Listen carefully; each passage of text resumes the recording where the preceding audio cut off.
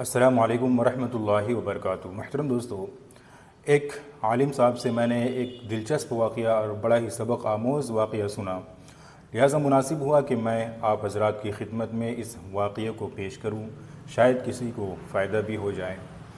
واقعہ یہ ہے کہ وہ عالم صاحب سنا رہے تھے کہ لندن میں ایک نوجوان تھا جو باشرع تھا، یعنی شریعت کے مطابق داڑھی رکھی ہوئی تھی اور صوم و صلات کا پابند بھی تھا۔ وہ ایک جاب کی تلاش میں پریشان تھا، بے روزگار تھا، جاب کی تلاش میں کمپنیوں میں در بدر پھر رہا تھا۔ جب ایک کمپنی میں وہ انٹرویو دینے کے لیے گیا تو اس کمپنی کے جو مینیجر تھا اس نے کہا کہ اگر آپ اس کمپنی میں کام کرنا چاہتے ہیں تو آپ کو داڑھی منڈانی پڑے گی، بالکل کلین شیو بن کر آنا پڑے گا، اسی وقت آپ کو اس کمپنی میں جاب کے لیے رکھا جا سکتا ہے۔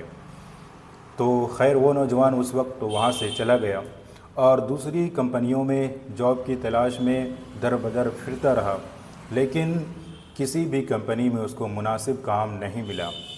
آخر کار اس نے فیصلہ کر لیا کہ میں اسی کمپنی میں جاب کروں گا، اور اس کے لیے اس نے اپنی داڑھی کو مونڈا لیا، یعنی کلین شیو بن کر جب وہ دوبارہ اس کمپنی کے مینیجر کے پاس پہنچا تو اس مینیجر نے کہا کیا تم داڑھی کو ضروری سمجھتے تھے؟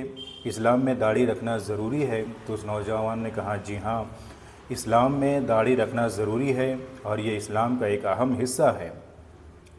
تو اس مینیجر نے کہا کہ تم صرف میرے کہنے کی وجہ سے داڑھی اپنی منڈا لی، جبکہ یہ اسلام کا ضروری حصہ تھا۔ تو جب آپ نے میرے کہنے کی وجہ سے داڑھی کو منڈا لی جو کہ اسلام کا ایک اہم حصہ تھا، اور تم اللہ کے وفادار نہیں بن سکے، تو اس کمپنی کے مینیجر اور اس کے باس کے وفادار کیسے بن سکتے ہو؟ جب تم اپنے خالق اور مالک کے وفادار نہیں تو اس معمولی کمپنی کے باس کے وفادار کیسے بن سکتے ہو؟ لہٰذا اب تمہیں یہ نوکری بھی نہیں ملے گی، یہ جاب بھی نہیں ملے گی۔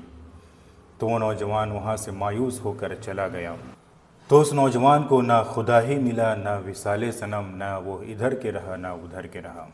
لہٰذا ہمیں چاہیے کہ اسلام کے حکم پر مکمل طور پر عمل کرے، کسی دنیاوی لالچ اور دنیاوی فائدے کے لیے ہم اس حکم کو پامال نہ کریں اور اس کو نہ چھوڑیں، کیونکہ اللہ کا حکم بڑا ہے اور وہی راستہ دکھانے والا ہے۔ ہمیں اس دنیا میں امتحان کے لیے بھیجا گیا ہے، ہمیں آزمائشیں ہوگی، ہمیں امتحانات میں ڈالا جائے گا، لیکن اس امتحان، اس آزمائش کی وجہ سے ہم اللہ کے حکم کو نہ چھوڑیں، اس کو نہ ٹھکرائیں۔ اللہ رب العزت ہم تمام کو اس پر عمل کرنے کی توفیق عطا فرمائے، آمین۔